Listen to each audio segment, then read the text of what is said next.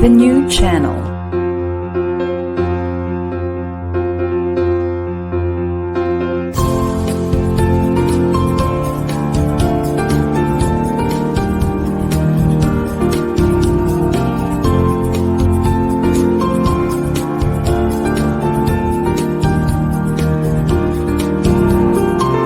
The new channel.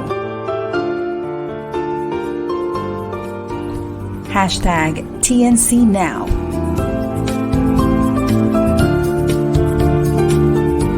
The views, opinions, and insights expressed in the following shows are those of the host, producers, guests, and viewers. They do not necessarily reflect the position of the channel. Viewer discretion is advised. Hello and welcome to the new channel. Our passion transforms a community that sees and shares all things new. This is Design Your Life with Francis Bauer. Do you like to watch and live vicariously through others' family lives, travels, relationships, passions? This show is here to encourage you to go beyond just dreaming. We'll show you some things that'll stretch your beliefs, and you'll meet some people whose real-world experiences and perspectives just might help you figure out how to go after the life you want, and maybe even break some mental barriers you didn't realize you had. This is Design Your Life with Francis Bauer.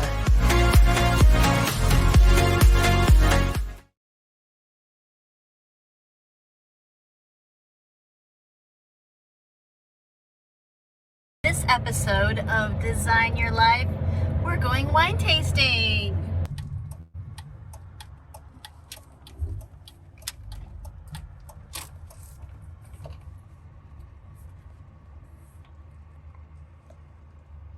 Hi, welcome. Thank you. Hi. How can I help y'all today? We're here to have some wine. Fantastic. Hello and welcome to Design Your Life with Francis Bauer.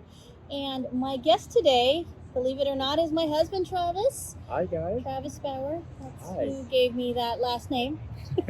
Because clearly I don't look like I was born a Bauer. But the reason why I dragged my husband onto the show is because he happens to be a wine aficionado. And we also happen to live in a really great, not quite as well-known wine growing region as those you may have heard of in Italy or in France, but California, Santa Cruz Mountains, I believe that's the region that this is part of, where you're in Half Moon Bay. Lesser known than, you probably hear more about Napa County, Sonoma. If you remember where Keanu Reeves' movie Walk in the Clouds was filmed, that was Napa Valley. We're a little further south of that in what is called that region called Santa Cruz Mountains in Half Moon Bay. So, Correct. Right here, just off of the, interestingly enough, just off of the main road, La Nebbia Winery.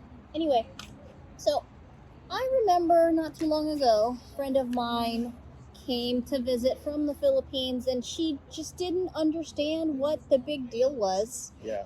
I was dying to take her wine tasting, and I couldn't quite articulate why it was such a big deal. And she told me, all I really know about wine is rosé and sangria. And so Which we do have. We have a rosé. Do we have a rosé right here? right This here. one right here. And so I just wanted to share with our audience, guys, as part of, designing your life. If you find yourself in a position where they're serving a variety of wines and there's no sangria and there's no rosé, or maybe you're looking to kind of try it out and, maybe adjust your palate to wines, I wanted to give everyone an opportunity to see what that's like and how to go about it. And so, first and foremost, I wanted to ask you though, honey, the first time wine buyer, if they want to buy wine for the first time, and I know it can be really, really overwhelming because there's so many things to pick from. Yeah. There's so many price points. The tendency for people is to go cheap and then hate it and Yeah. tell everyone that they don't like wine. So, what's your tip for the first time wine buyer? For the first time wine buyer, if you're gonna go with a lighter wine, bubbly is always a nice way to go. It gives you that nice bubbly flavor, Bubbly. crisp, very clean, and pretty much goes with any dish that you have. Ah, If you're looking for more like a red, which we don't have on our lineup, unfortunately, I'm looking at the it palates here. I would recommend going with a red blend. Mm. Now, a lot of people will say a lot of things about red blend, but what I like about red blend is you it gives the winemakers the opportunity to be creative. They take the vines of grapes that they have and they make their own special kind of wine out of it. And it has no boundaries. That's what I like about the red blend. Price point, it's usually on the lower end of that price point because of that, which is another great opportunity for you to venture into trying a new different kind of wine. Um, and of course, once you find a wine that suits more your palate, you start shifting more towards that direction. Okay. Now, as far as wine tasting is concerned, for the first time wine taster, what tips do you have? I always recommend going with the white because that's going to be your more favorable kind of wine for first time. It's very light. It's not a harsh on flavors. And everyone can pick up on the flavors of your own wine. The reds are going to be more your medium and heavier body of wine.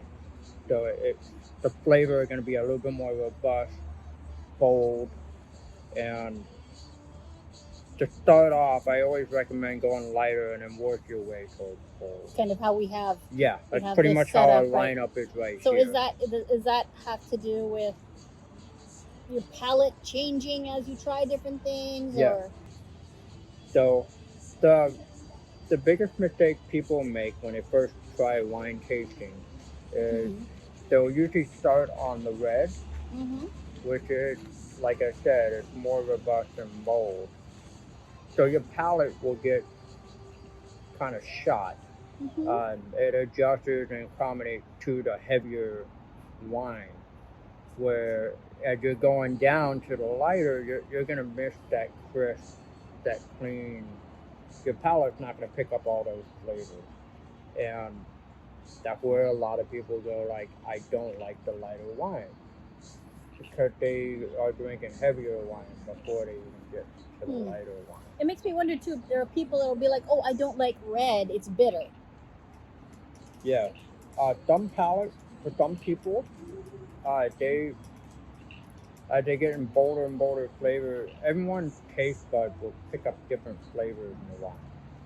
So as you get to starting red, it can be bitter at first.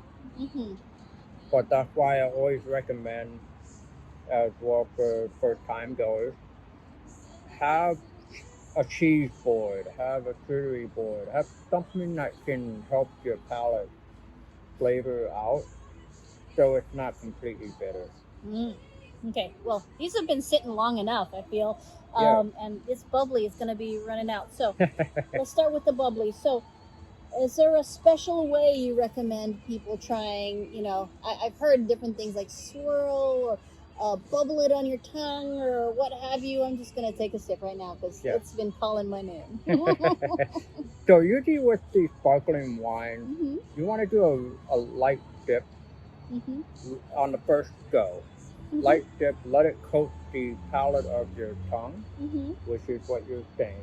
To swirl, it's kind of like you're jumping on the wine. Let the wine palate hit the tongue, just for a few seconds, and then you dip back.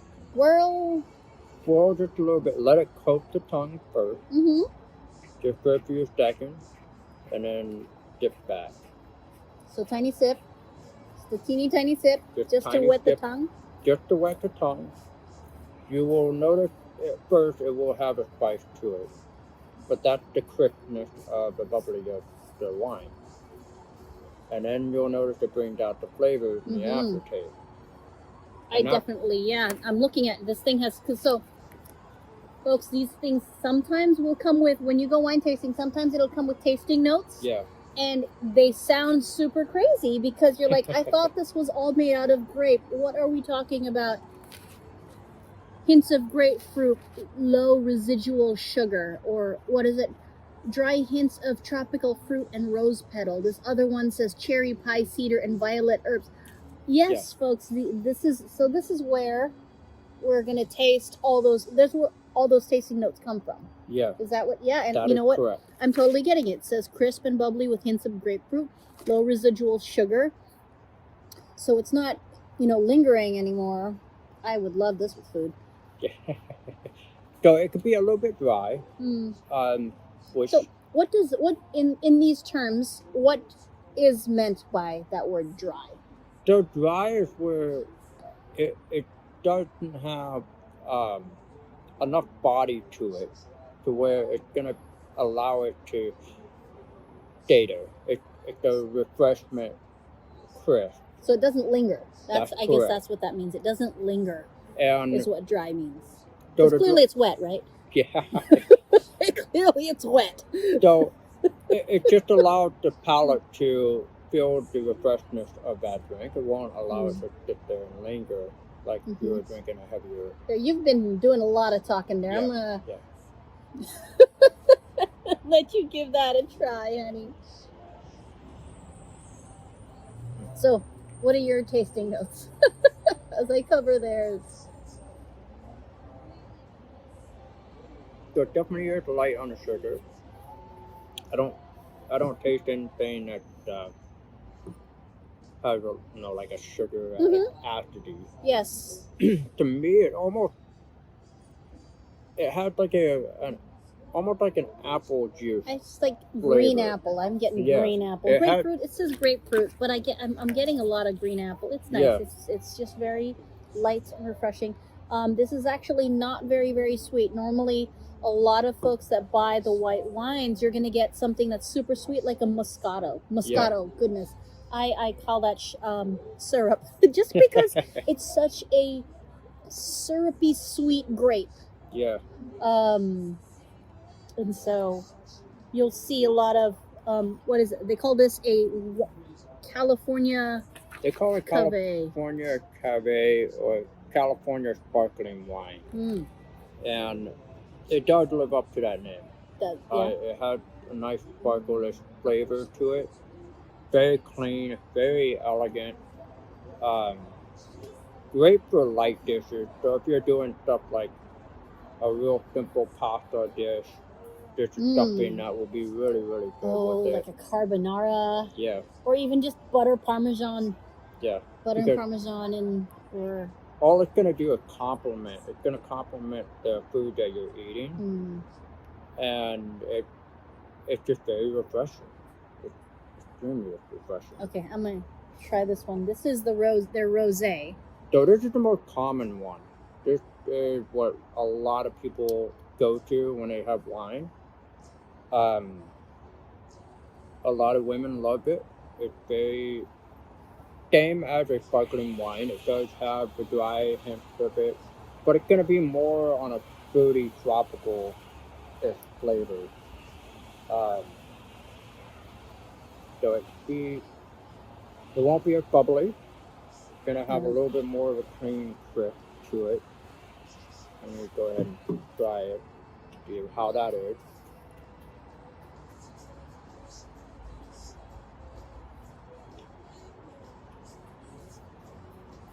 It's pretty good. It's not too bad. You like it? Now, I'll be honest, guys. I'm not a huge rosé person. I like more of the sparkling. I like more of a Chardonnay-ish. Rosé falls kind of like a little bit down on the on my scale Okay. of Okay. sparkling. To me, it tastes flat Mhm. to my palate. Mm-hmm. I like the body to be a little bit more bolder. Well, we were just Yeah. drinking a And bubbly, so This is an example of what I mean. It's like you want to start out with the lighter wines and work your Mhm. way through. Because if we would have had the rosé before the sparkling, mhm. you would have totally missed the flavor of what was in the sparkling wine. Aha. Because the flavor that's in this rosé, as they're noting in here, is tropical fruits and rose petals. Mm-hmm. Tropical fruit will be a little bit more sour when it's being fermented. That's going to overpower anything that's like a grapefruit or a mango flavor or apple. So we would have totally missed those flavors in sparkling wine. Okay. So that's the rosé. So I'm looking at this third one they served us. I'm kind of wondering if this should have gone last. Let's do this one last I because was it's just really gonna say dark. Let's do that this is one gonna be a last. last one because this is See pretty how fun bold. this is? So this one would be a Merlot. Tell our friends about Merlot. So Merlot is it's the next step up on the red. Okay. So when you get first time wine, red wine, Mm-hmm. red blend is a good medium. Mm. Red blend is a mix of all the fines that they have. Merlot is going to be a medium body tension. So it's going to be a first one if you're doing like anything that's kind of like chicken or like anything at the So steak. by medium body, do you mean this how strong the flavor is? The flavor is going to be Or- more of a medium flavor. Okay. It's not. It's also the aging process. It's not aged as long as some of the other older wines. Mm-hmm. So the flavor is going to be a little bit more present Okay. on a fast note. It's not going to be shocky. Yes. It's going to be very velvety. It's going to have a nice clean finish on the red. This is actually one of the most popular ones that people put with pasta because it had that velvety finish to it, and it's not going to be chalky. So it's something that you don't want to have with pasta. If Mhm. it's chalky. Very chalky, so that dry, powdery aftertaste is what we're what That wine jargon yeah, is what that is. is Is what that I'm talking about. it doesn't have that. Here you go, honey.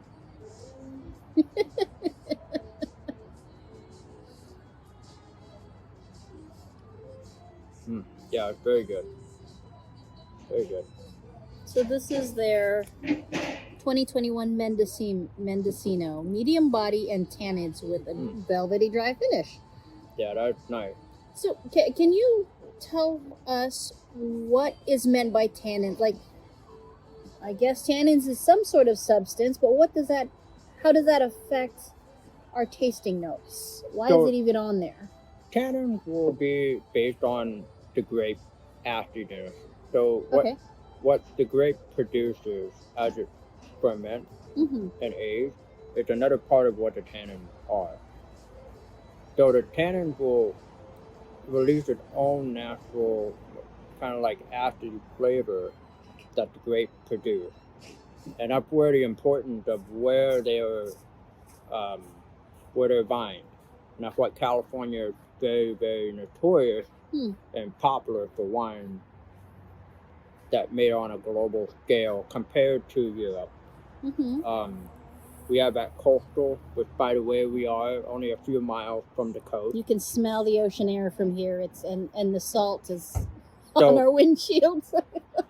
So the wines as it goes through a cooling phase and growing, the coastal air was very salty, Mm-hmm. but very cool compared to most saltiness in the region. The only places in the world that get close to the same format will be of Europe. You have France, you have Spain, you have all Those are all coastal countries. Yeah. And then of course if you go into the Mediterranean, like Italy, Mm-hmm. actually, if you look at where the most popular wines are located, they're also along the coast and the mountain ranges. Huh. Yeah.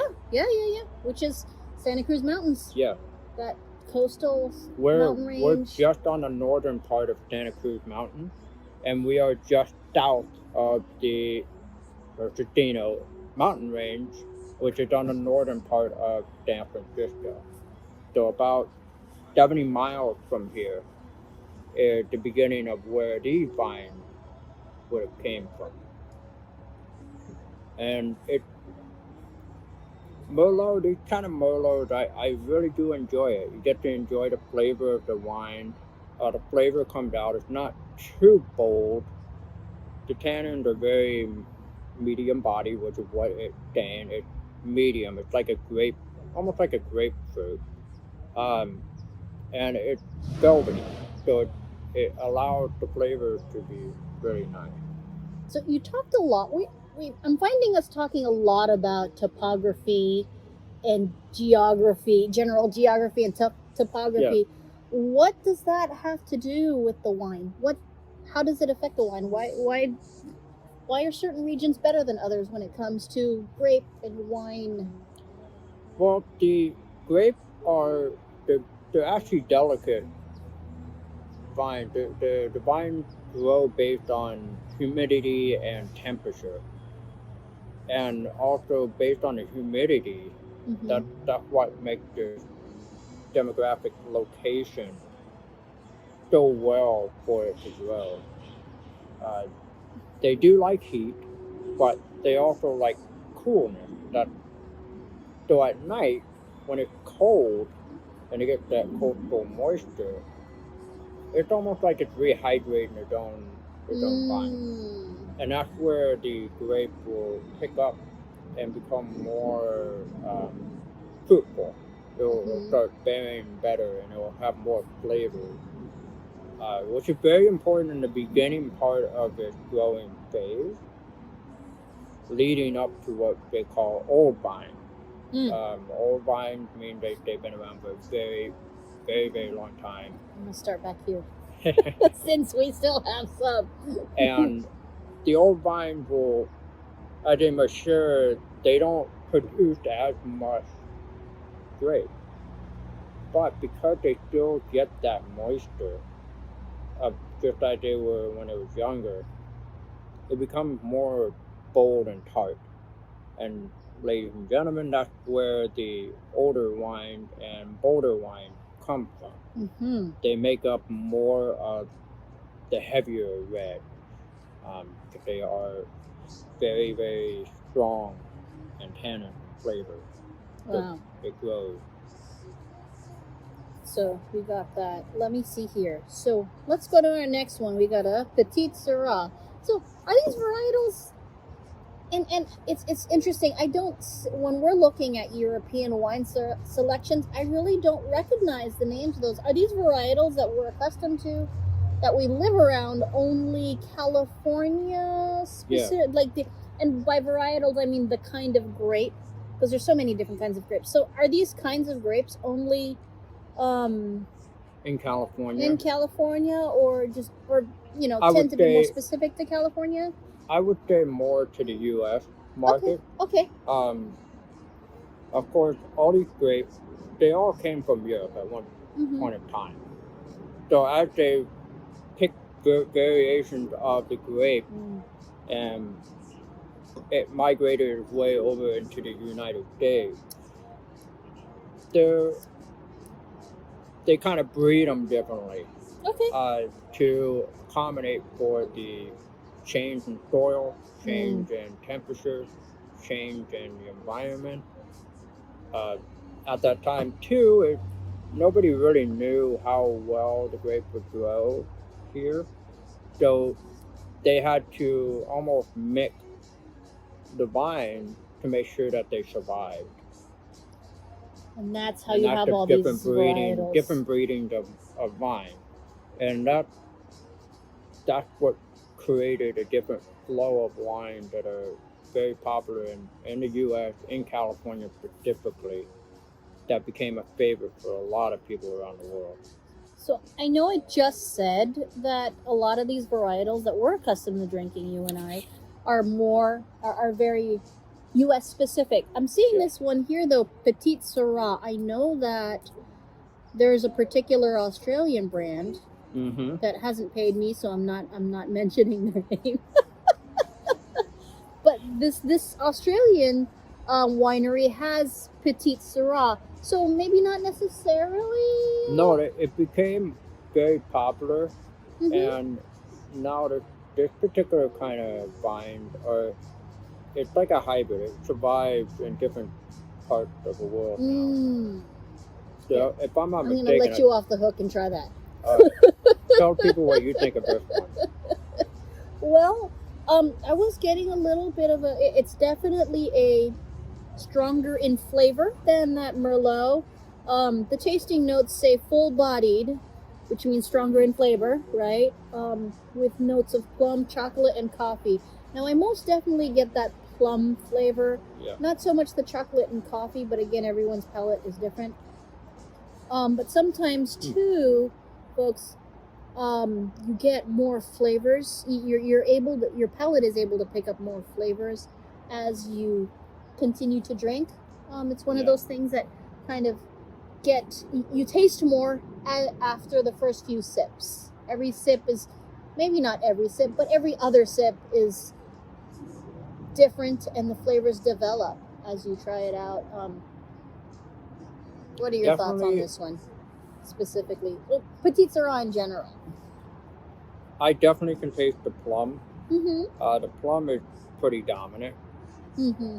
and that's not uncommon in Syrah. Okay.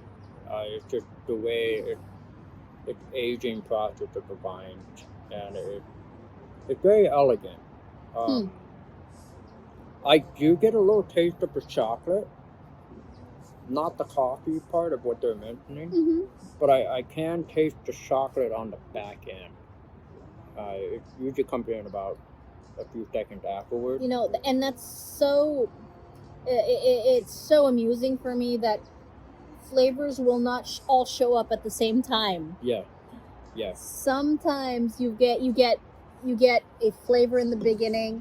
You'll taste it as soon as you take your sip, and then as you're continuing to drink, kind of that, you get different flavors, and then as soon as you put your glass down and you've swallowed, another flavor comes out. It's amazing. It's amusing.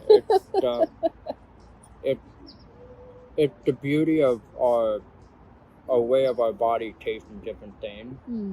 And like you said, everyone is different. Everyone's gonna taste it differently. Common thing I get from people that have these kind of Syrah is that it's very shocky at first. I do get that. It's that you get that feel. It's kind of like grit. Like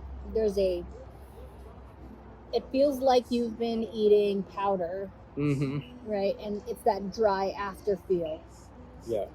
Just a little bit. Mhm. That is common with full body. Full bodies will have more of a shockiness. It'll seem kind of dry. And it's funny because people look at these two and they're like, oh, you're staying dry on this and dry on the red. And going back to the sparkling, that's where it meant bubbly. It's clean and crisp. Where this one is not bubbly, but it's dry, at least that dry aftertaste of the shockiness, which is the aging process of that grape. And it's amusing. It's very amusing. Yes, yeah. How do you like this one? Do you want to? That one's good. I do like it. It's something I would prefer to have maybe with, definitely with red meat. Mm-hmm. Just because, So like a steak or some barbecue. yeah. Maybe Even with barbecue chicken, that would be really barbecue. Okay. good. That would actually not be too bad. Probably wouldn't with a barbecue chicken, but yes, I'm just thinking pork belly. That would work. That would work something too. like, because with that the char and the fat, and this is just a nice way to cut it. And that's the nice part about it. Mhm. It will allow the flavors of the wine to complement the food, and the food will complement the wine. So that it's like harmony between the two, and yeah, when you find those two and you're having it together, it just makes you enjoy the wine even more. So, essentially, it is your glorified spicy vinegar. Yeah, yeah, that is true. No, because, well, I was going to say don't drink the spicy vinegar, but I've tried it and it's pretty... It got a burn to it. You, Okay. you get a burn, right? For sure. Okay, so the California varietal, I believe is a California thing. I heard. Yeah. Zinfandel. This is actually among probably one of my most favorites. Mm-hmm. I like it because it aged a little bit longer, Okay. and it's more jammy. It has the Jammy. flavors of the actual fruitness Okay, hold on. comes out. Let me try to translate here. Jammy. Yeah. Sweet grape juice Yeah. is... It's funny because whenever you say jammy, when I tell you something tastes juicy, like grape juice, you tend to call it jammy. So Yeah. I'm trying to translate for... Yeah. That's the term. That is the term that people use in the winery. Uh-huh. So it gets more like a grape juice. Mm-hmm. If it seems more of that than wine, that's where we call it jammy. I almost feel though like if I'm gonna get something that tastes like grape juice, why don't I just buy grape juice and add some alcohol to it? However, the flavors are a lot more complex. Yeah. Folks. So the tasting notes on this say Let me yeah. give it a shot here. Jammy black pepper with a smoky finish. Great holiday wine. Now I know that sounds horrible. Because I imagine myself, having not tasted this, going, grape juice with pepper and smoke. But apparently it's good. Yeah, this is good. Now, folks at home, please don't grab some grape juice, grind some pepper into it, and put it under some smoke. No, don't do that. You'll ruin your palate, and you're gonna hate that grape juice. I think this is my favorite one thus far. I really enjoy that. Yeah. Because it's the pepper is really present. Mm-hmm. I mean, that's where the spice in the wine is. That's what is known in this particular style of wine. It's usually peppery. It has that nice flavor of spice right at the start. Mm-hmm. It is a full body wine, Mm-hmm. so it's gonna have that nice coat. And then what's really interesting with it, like you were mentioning, it does have a smokiness to it, which is not common. And like I said, different wineries will do different things. Mm-hmm. They will try different techniques to this particular wine. I mean, don't you just grab the specific variety of grape, ferment it, and pour it? No, it's all different phases. So as they age from wine, the wine can get shipped to a different barrel during the middle of its fermentation. And that is where they change the flavor profile of your wine.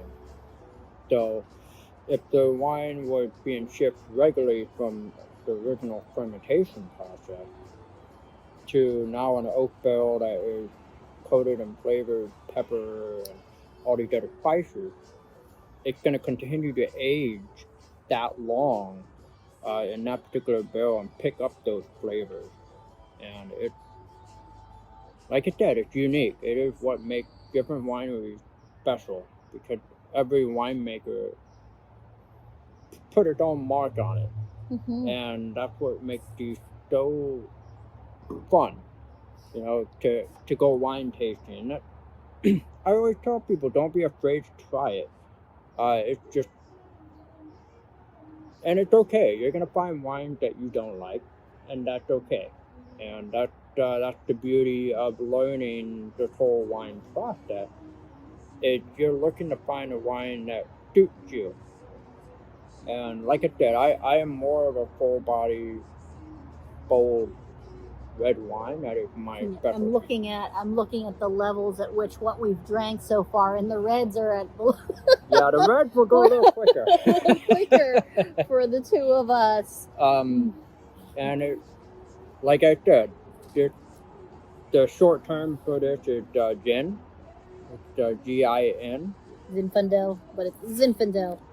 How And fun is it's this? it is a beautiful red wine. I mean, it is another varietal winery that is specifically popular in California, and because it is a California wine. I really like this one though. Yeah, this one is good. My previous experience with Zinfandels, they tend to be very more. I don't necessarily want to call it sour. I know the term acidic, right? Yeah. Doesn't necessarily mean it's sour, but like that high acidity level, but not necessarily sour in flavor. Yeah. Zinfandels tend to do that for me. They tend to be. So I'm really pleased that this one is not. I tend to get a little nervous when I see a Zinfandel because I think it's going to be like very high acidity. So I'm pleasantly surprised. And I've tried numerous times to convert her, and she's coming around. And and like I said, when we originally were starting the wine taste together, you made it perfectly clear that this type of wine was not your style.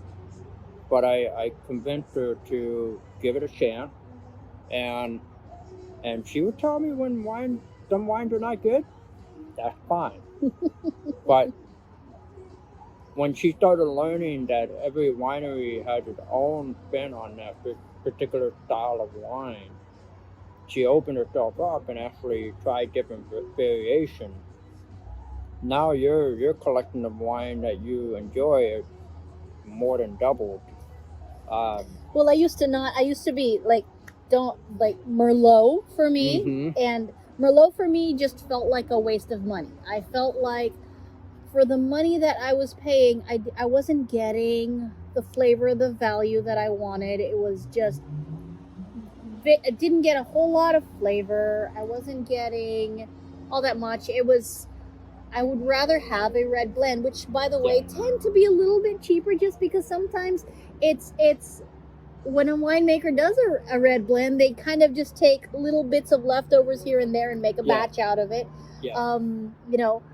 Do things with it to they take a bunch of different grape types, put what they got, adjust it, and they have their little red blend, and that tends to be a little bit more cost effective, so to speak, a little more inexpensive versus a Merlot.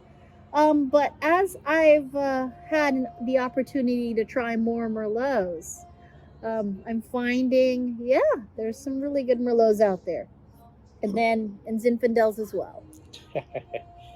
So yeah, it's just like I said, every winery has its own different way of doing it, and if you shoot yourself down on one in the very beginning and you refuse to try a different kind. Well, I was forced though. Yeah. I was forced. It kept getting ordered and I didn't have a choice. Kidding. Totally kidding. I wanted to introduce you all to our lovely server, Reese, and she's been taking really good care of us. And, one of the things that we were kind of scratching our head on is this Negro Amaro varietal. We're accustomed to the California varietals, the Merlot, the Zinfandel, the Petit Syrah, but what is this Negro Amaro? Is it a varietal? Is it a blend? What is it? Well, I can't tell you too much about if it's a varietal or a blend. I only know so much. But the Negro Amaro is an old school Italian wine. It's on the lighter bodied side. It's a little bit sweet, a lot of fruit in there. But yeah, people love it, and that's why we put it in our white combo flight, because it pairs so nicely with those other white wines because it's so light. It does, and it's amazing. We're kind of amazed because when we were putting out our as you saw, we had, and we were lining up according to color, light to dark, right? And we saw this Negro Amaro, and it is a really dark looking wine. So we put it at the end, and after we had the Merlot, the Petite Syrah, the Zin, and then this Negro Amaro, it worked out. But we were able to go back to the whites again and enjoy them. And I don't know what to make of that. Right. It pairs so nicely. And just like you'd said, like you don't get that shock factor like you usually do with wines. There's no zing there. It's very mellow and easy to drink. And again, it is almost like a port, right? With the sweetness. It is. It's so interesting. It totally is. Yeah. And a perfect, yes, exactly. Yeah, so it's really nice to end on. So I'm so glad you all liked it. Yeah, we sure Thank did. you. Thank you, Reese. Of course. Take care. We get a third note, by the way, saying here that it's black cherry pie, cedar, and violent herb, which is kind of interesting. It's kind of scary at one point. By the I look- almost taste goat. Hmm. How is there goat in wine? I cannot explain that to you. However, I almost get, what is that? And I remember telling you about that. You said, is that oak? What is that flavor? That's got to be the flavor of the barrel. But, I mean, the notes say black cherry pie, cedar, and, it's cedar. Yeah, I can Which say is kind that. of wood. So the barrel was Cedar. probably that type of wood, cedar. And violet herbs. Hmm. So I can't even describe it as juicy because it's not very much. Black cherry pie is a great description. I'm looking at Yeah. the tasting notes here. It says, right? I don't know if that's right side up for Very you, interesting. but black cherry pie, cedar, and violet herbs. It is. And It's interesting. I'm gonna look that one up. What in the world is Negro? Yeah. No, I think it's a new style of the wine that they're starting to do here in California. Because remember, a few years back, there was a pretty bad fire that occurred here in California. That many of you might have already heard about it. Yes, some of our favorite wineries went down. Thankfully, not all of them. So. Yeah, a lot of Napa wineries were destroyed, and then that fire continued to one of its neighbor wineries in the region, and that ruined a lot of really well recognized vines that make up a lot of California wineries. So that might be a new, like I said, I haven't heard the phrase that much. I will look it up. It's definitely interesting. It's nice. It would fall within that timeline because it's saying 2019. We get to have a bad fire back a few years before that. And then we had another fire that happened shortly after that. And that may be why we haven't heard of it, because they were probably trying to produce it and it might have gotten damaged. It'll be interesting to check. But this is really nice. It is a very nice wine. This would be more like, to me, would be more like a dessert wine. Almost. I wouldn't quite. I could still kind of do it with food, because it and because it is a bit sweet. Folks, he's saying dessert wine because it is on the sweeter end. You don't have a lot of that powdery feel to it. It is a really nice wine. It's very it's not shocky. You know, you would with the dark wine. They tend to have that powdery dry. They have that feel in your mouth that dries your mouth out. But it's very refreshing. It's actually, that's why I'm a little startled, because I'm waiting for it to hit, and it's not. And it's like, I'll just get yeah. But it's really good. Out of all the lineup, which one would you prefer your personal favorite? I think my favorite here was the Zinfandel.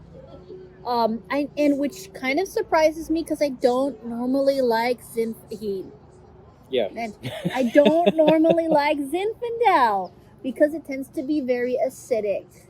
And by acidic, that's more of a feel than a flavor, a sourness. It's not sour, but it is a feel. And this winery Zinfandel, I really enjoyed it. It is very much, it's on the sweeter side, but understand, not as sweet as juice. Okay, not it's not going to be as sweet as your gin and juice or the what's been trending lately. Last time we were, gosh, what was it we had? It was like apple tea. It's not going to be sweet like juice or like iced tea or anything like that, but relative to an alcohol on its own without mixers, it's sweet.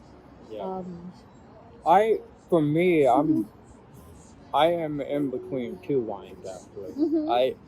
I like their Merlot. The Merlot is actually, You like the Merlot? I thought it was very surprising. I really enjoyed the flavor of it. See, now you were saying a while ago when a lot of people try to go dark and then go this way, and it does not taste as good. No, it's not. It's not as good because your palate, ladies and gentlemen, the palate now tend to the darker wine. It's accustomed to the darker. As you can see, the color difference. Might not be able to see it. Let's try it over on this one. But you see the you'll difference? notice the difference. Different. See how the Merlot is lighter and then the other one is dark? So this is the Merlot. And that's medium body. Your Negro Amaro. And that one is full body. I feel like this might be another one of those. It's an Italian varietal that they were able to make survive here. Yeah. So, like I said, going back, you're not going to pick up as much. Okay, let's test that theory. Kind of. Here, try the light one. Kind of, sort of. But man, if you're accustomed, I'm accustomed to mixing drinks. Like and I know they say start with the light, and then if you start light, stay light. If you go dark, stay dark. I don't know. It works out for me some way, somehow. I mean, surprisingly, the flavors on. I think too is because we were having this and this is sweet. That is it's sweet. allowing our palate to readjust back to the sweetness. Probably because we went, Yeah. Now, if we would have stopped at like Petit Syrah, your palate is not gonna reaccustom back to the bubbly flavors very well. But because we were getting toward the end of the red, these were actually sweet. That our palate, I think, readjusted back to what our original first drink was. But yeah, I'm torn between the Merlot, and I do, like always, I love my gin. Gin is just a beautiful wine, and I'm actually becoming a fan of this new one. It's the Negro Amaro. Yeah, it's very, very, very interesting. And we'll have to keep an eye out for it because I haven't seen other wineries do this yet. So this may be coming in the new lineup. Maybe. Or this grape. Where it doesn't really. Tracy Hills. Yeah. Huh. So it is from Tracy. I have not heard of grapes from Tracy before. So and that's slightly. Is that more inland or is that more? It is more inland, right? It's more Tracy? inland. That area. It's not as far inland as Lodi. Okay. Which, by the way, ladies and gentlemen, is another region of wineries, which is to the east and south of Napa. That is another area that is where I would say probably about 80% of the wines there are from Napa. The vines are carried over. They're vines, so they were transplants, I suppose. I mean, you don't really have. Yeah. Majority of Lodi wineries are families that outgrew their wineries in Napa. So they continue to move and make a new winery in a different area, but they carry their own vines. Does it taste different? Because I understand. I'm just thinking about the geographical location of Lodi. It is further away from the ocean. Yeah. It is not mountainous at all. No. Does it taste different? It will taste different. Okay. Lodi will be a great, because of its location and it's not close to the ocean, it's not going to have a lot of white wine. The red will grow very well there. It actually, in my opinion, it becomes bolder. It actually has much more chalkiness to it. And the aging process is a little bit more elaborate. But it's hard to really say. I mean, it's knowing and trying all these different wineries, and you go to different areas, it's really all about the soil. The soil is very rich in Lodi, that is similar to Napa, but it doesn't have that cold, crisp air, the ocean air that Napa picked up over the hill. So it's going to be a different kind of moisture. So the Napa wine get more of that salty, cool air, where Lodi gets more of the mountain cold air. So it's two different styles of moisture in the air. I personally, I find that the red wines in Lodi are better.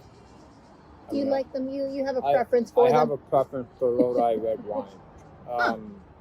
One, for a lot of people, the price point on them is very reasonable. Well, relative to where you are, reasonable is,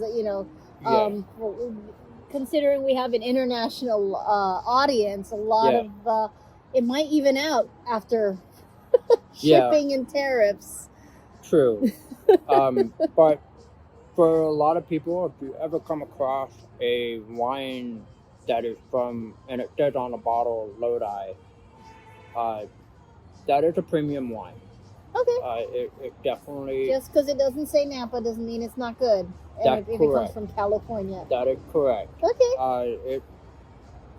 It is becoming very popular. A lot of people are picking up more on Lodi, and they're really watching them do a lot of amazing things. Their red wines were underrated for a while, and they've really been picking up.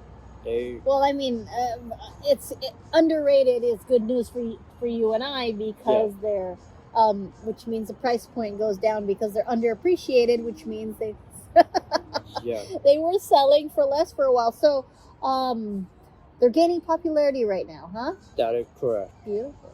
Them and a lot of Australian wines the same way. When people hear of Australia, they don't think of wineries. Gosh no. And Australia has produced over the last few years amazing wine. They're up there internationally, and I know a lot of our viewers are in that part of the realm of the world. You're gonna see a lot of Australian wine hit your guys' shelves, and it's just like Lodi, it's really gaining popularity. And they carry similar vines. They're trying different styles of wine, similar to what we have here, to make wine available to people in like Asia, in that part of the world. And I know China has its own wineries, which I have not yet explored yet. That's going to be something that we'll talk in the future, for sure. So let me ask you this real quick before we let everyone off the hook here. Yeah. Does expensive mean quality when it comes to wine? If it has a high price tag, is it good? If it has a low price tag, does it mean that it's not going to be as great? To my personal my personal opinion, no. A price point does not mean that is the best wine. Like I said, everyone's palate is totally different. So you could be pouring a $1,000 bottle of red, which, by the way, I've had the honor of actually having some wine that cost that much, and I personally could not tell the difference really from the other wines that I enjoy. So yes, of course you're gonna say it tastes very well and all that because you're Because looking you at paid money for that. you paid a, no you're looking at the dollar value of it. Now don't get me wrong, I'm not saying that the wineries are overpricing what they are. You're really paying for the vine that it comes from and the Okay. aging process of what made that wine what it is. There are points, ladies and gentlemen, that your palate will reach its threshold, and it's very common with red. You'll get to the point to where you're gonna taste it, and then as you get bolder, or more expensive in the wine, you're not gonna pick up those things that make that wine expensive. So That sounds like a waste of money. yes, so that's why I always recommend people doing a taste, do a wine flight, and learn what your palate really is. Like I said, I'm not a rosé person. I've tried multiple of them. I learned that is not what I enjoy. The flavors is not what I like.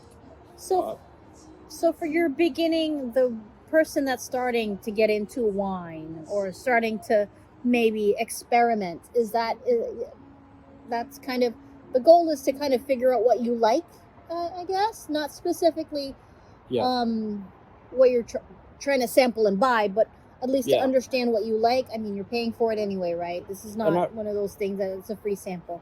Yeah. No, that's right. It's to learn where your palate is satisfied. To be satisfied where you can drink it on its own. Okay.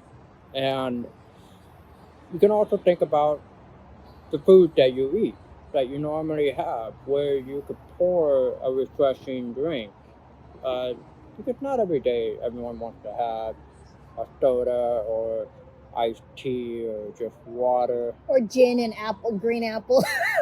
Or gin and juice. or having a full-on cocktail drink. Okay. Vodka, like all these other drinks that are very strong on your palate. And you want something that's gonna not destroy your palate when you're eating your food. Because that's the way I look at it. Yeah, don't do that. You want to still enjoy your food. You want something to complement your food, right? Yeah, and that's the beauty of wine. All these different varieties of wine, they all serve a different purpose in what you want to accomplish from a food standpoint. Or, in some cases, you just want to have a couple charcuterie boards, different kind of meats, and a couple cheese, and these wines will complement it. You don't have to go all crazy on it. But yeah, as far as price point,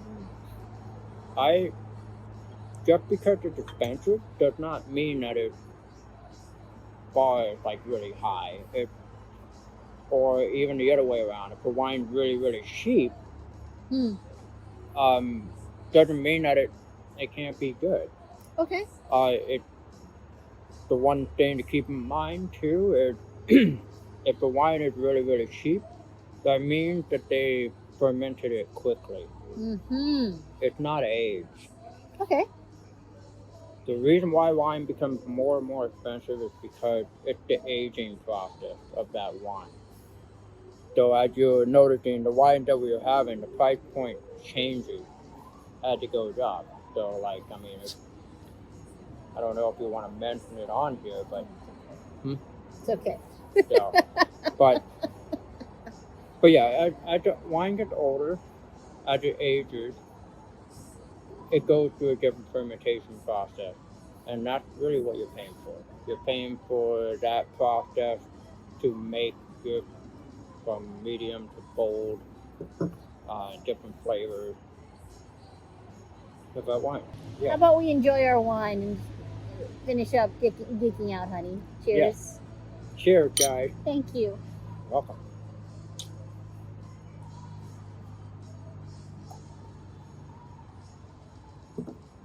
Thank you for joining us on our wine tasting trip today. This is Frances Bauer with Design Your Life, only on TNC. Cheers.